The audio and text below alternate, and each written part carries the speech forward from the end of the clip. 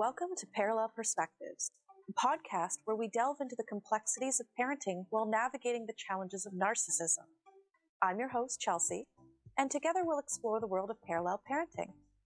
This is your safe space to gain insights, find support, and foster growth for both you and your children.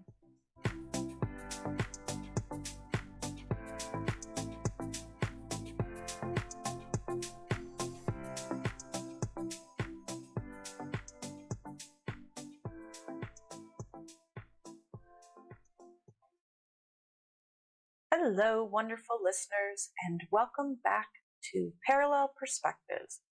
I'm Chelsea, your guide through the maze of parenting in the face of narcissism, as well as toxic and difficult exes. Before we dive into this week's topic, which is how parallel parenting is so much more than a plan, I want to start by defining what parallel parenting means. So parallel parenting is a co-parenting approach typically utilized in high-conflict situations where effective communication between parents is challenging or impossible. Unlike traditional co-parenting, where parents work together to create a cooperative and collaborative relationship, parallel parenting focuses on minimizing direct interaction between parents while prioritizing the well-being of the children involved. However, parallel parenting goes beyond just having a plan and writing down parenting times and schedules. So in this episode, we're going to explore the different aspects that make parallel parenting effective and beneficial for you and your children. So let's get started.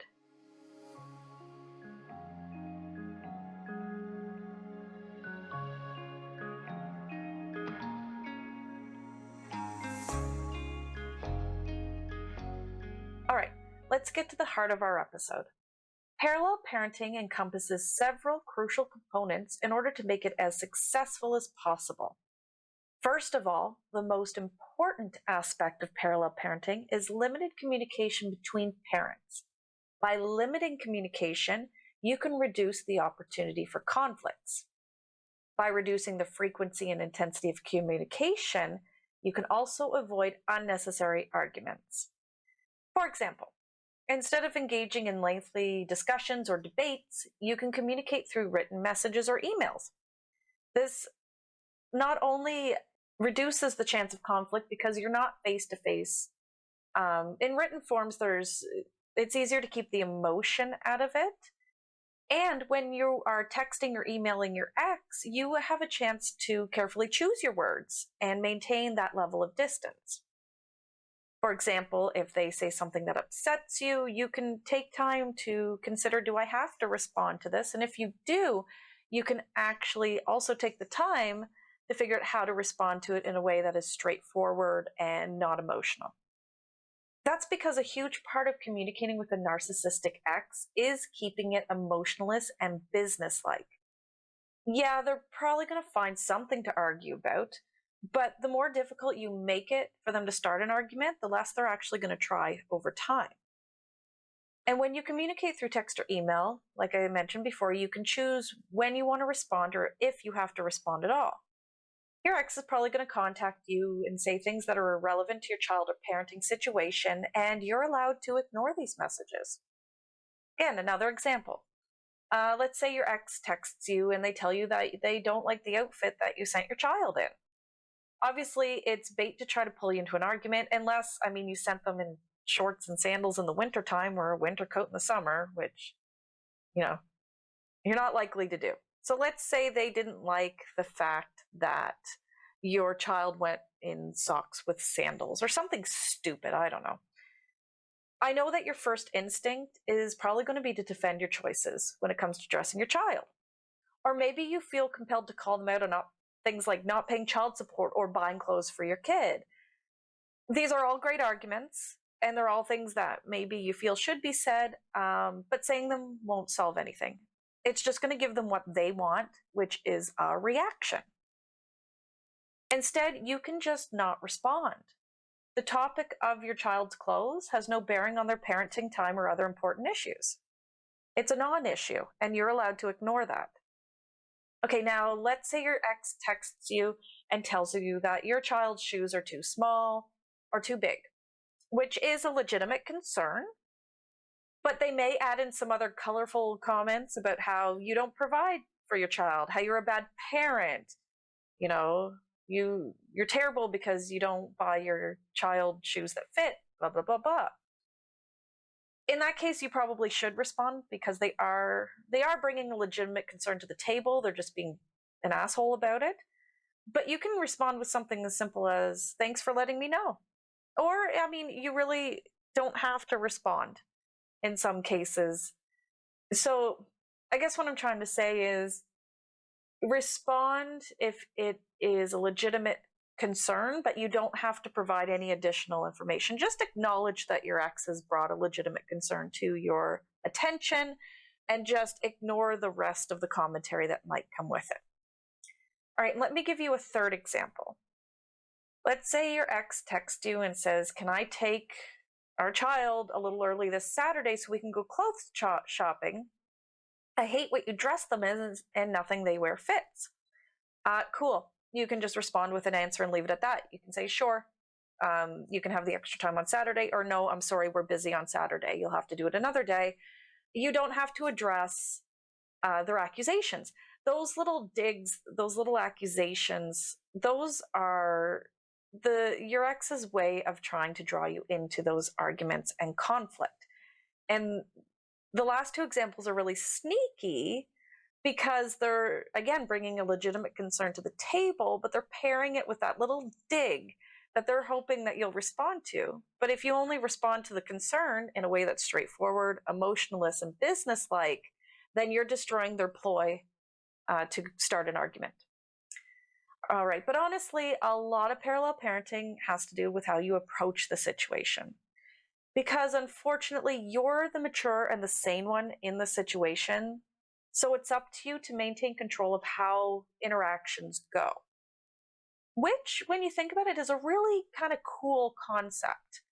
Although you have probably felt like you haven't had any control for years or during your dealings with your narcissistic ex, either because they manipulated you or the court order dictates parenting time and schedules, you actually do have tons of control. You can control how you react to what your ex says. You can control how you choose to parent your child. You can control how you choose to support your child and help them build resilience against their narcissistic parent. So, I mean, it's not really, doesn't look like control on paper, but if you look at it that way, you do have, even though you have the court saying you have to do this, you have to do that, although you have, a narcissistic ex taking advantage of that and manipulating you, there are ways that you can control the situation. And really, to me, beyond parenting plans, beyond writing things down, that's the heart of parallel parenting. So right now we're going to take a little break. And then we're going to really dig into how controlling your emotions and reactions plays a huge part in successful parallel parenting. All right, but before we take a break, I just want to take a moment to talk about my book, which is now available on Amazon, and I'll include a link in the show description.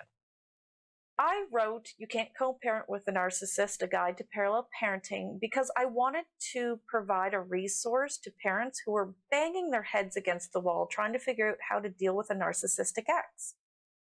It's the type of information I wish had been readily available to me when I was first trying to figure out what was going on and why nothing I was trying in my co-parenting situation was working. And I invite you to check it out. It's filled with some practical advice and strategies for finding peace and stability while co-parenting with a narcissistic ex-partner. And don't forget to look for that link in the show description. Okay, now it's time for a break. Close your eyes and relax, or run to the bathroom to pee, and I'll be right back with more on emotional control and parallel parenting.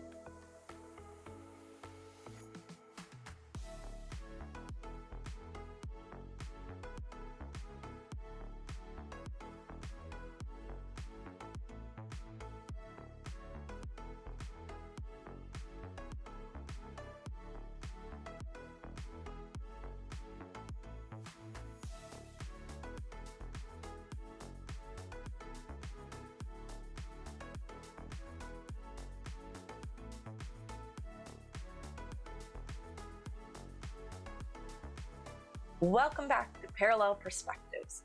I hope you enjoyed that little break and are ready to dive back into parallel parenting and why it involves so much more than putting pen to paper. So, parallel parenting requires parents to manage their emotions and reactions in a healthy way. This helps to create a less stressful co-parenting dynamic, especially in challenging situations. Practicing emotional self-regulation is key, but it does take practice. It involves recognizing and understanding your own emotions and then just kind of throwing them out the window when you communicate with your ex. Because let's face it, they are likely an emotional vampire that wants to feed off your anger and frustration. They are also looking for those reactions. They feed off that. They take joy in seeing you upset. But not lashing out emotionally at a narcissist is difficult. I get that. I've been there. I've surprised. I still have a full tongue in my mouth from biting it so many times when I was trying to sort of fix the communication problems I was having with my ex when I was trying to reduce conflict there. This is why I always suggest limiting your communication to written forms so you can take a moment before responding in a way that is straightforward and emotionless, or like I mentioned earlier, you can choose not to respond at all. Just remember that controlling your emotions doesn't mean that you have to suppress them or ignore them. It's okay to be angry at your ex, and they deserve it. It's just best if you don't let them know that. You can always find healthy ways to express yourself, like journaling or bitching to a friend, and I can tell you from experience that both methods are highly effective. Overall, just keep in mind that when it comes to defending yourself or even just offering explanations, you owe a narcissist nothing. They aren't going to listen to you with the intent to understand you. They're going to listen with the intent to attack you. So your best bet is to not give them any ammunition. All right, so we've talked about communication and emotional control. Now I want to discuss another really important aspect of parallel parenting, and that's keeping your kids out of the conflict. So when you control your communication, when you control your emotional reactions, and when you reduce conflict, it's great for you. It's great to help reduce the stress for you in the situation, but it's also reducing the stress of the situation for your children because you are keeping them away from conflict by preventing it from happening in the first place. And that's great. So you're preventing them from witnessing conflict, but you also have to keep them out of it as well. Shielding your children from conflict is your top priority when it comes to parallel parenting. Creating a safe and peaceful environment is crucial for their well-being emotionally as well as their development. So to achieve this, you need to remove your kiddos from the crossfire. If you have to discuss issues with your ex, and that's going to happen no matter how well you limit communication, don't do it in front of your kids. And this is why written communication is great, because your kids don't have to bear witness to texts and emails, and you can keep them out of any discussions or arguments that are bound to happen. You also don't want to badmouth your ex in front of your children or say bad things about your ex if your kids are within earshot. This can create tension and confusion for your kids. You know your ex is a garbage person. Your kids may not know that yet. They see your ex as their other parent. They identify with them. They love them unconditionally. And over time, I can tell you from personal experience, I don't want to go into too many details, but from personal experience, your kids will figure it out on their own, what kind of person their other parent is. They don't need you to tell them.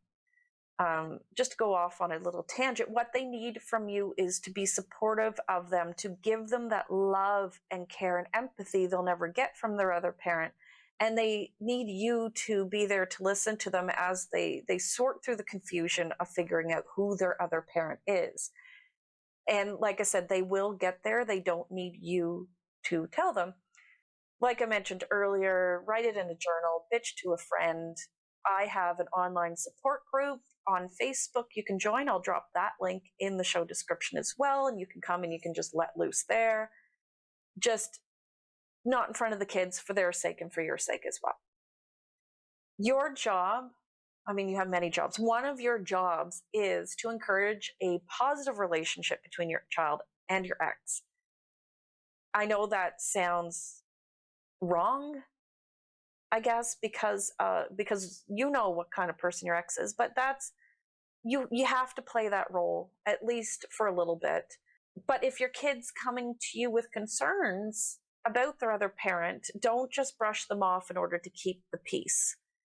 Listen to their concerns, take them into consideration, think about what you can do in regards to those concerns, but don't just push it aside because you don't want conflict. I'm going to tell you right now, when you're dealing with a narcissistic ex that you're trying to parent with, there will be conflict. The point of parallel parenting is to reduce it. It's never going to eliminate it. Oh, and never, ever, ever, ever use your child as a messenger. I can see where parents might do this to avoid communicating with their ex, thinking that it's an innocent way to circumvent direct contact. But even if you're doing it innocently, having your child deliver messages puts them right in the middle of everything. And if your ex tries to use your child as a messenger, don't address your child. Instead, either don't let on that your child sent the message, or if your ex asks if they did, make it clear that you're not going to accept any messages from your child. All right, so I know we talked about a lot here about how parallel parenting is more than just a plan. So just for a brief recap, what is parallel parenting beyond writing stuff down? It's limiting your communication, preferably through text or email, so that you have an opportunity to decide if you want to respond, when you want to respond, and what you want to respond with. It's about controlling your emotions and your reactions, as well as finding healthy ways to vent and, deal with what you're feeling, because it's not about suppressing or ignoring. It's about keeping your emotions away from your ex and dealing with them in a healthy way in your life. So emotional control is a huge part of parallel parenting. And lastly, keep your kids out of it. Don't badmouth your ex in front of them or to them. Also, don't sugarcoat the situation. Listen to your kids. Take what they have to say into consideration. Try to find ways to solve the issues they're having. And don't use your kids as messengers. Like I said, it might seem innocent, and I have no doubts from your end it is innocent, but your ex could use that to start trying to control and manipulate you through your child.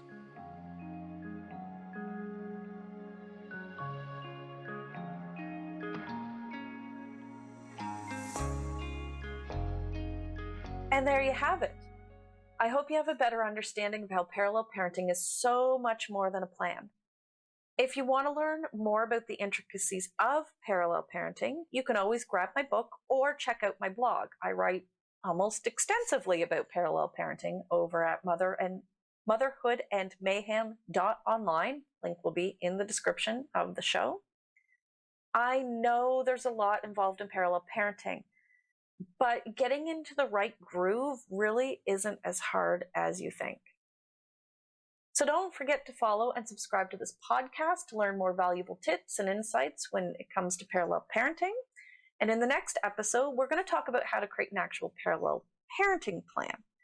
Even though parallel parenting is a journey, it does help to have an actual plan written on paper to use as a guideline. So now that you understand how parallel parenting goes beyond writing stuff down, I actually do want to go over what writing stuff down looks like and how you can use that when parallel parenting. Until next time, remember that you are not alone. Together, we can survive narcissism and slay parenthood. And as I always say, parallel parenting won't make it perfect, but it will make it better. Thanks for tuning in.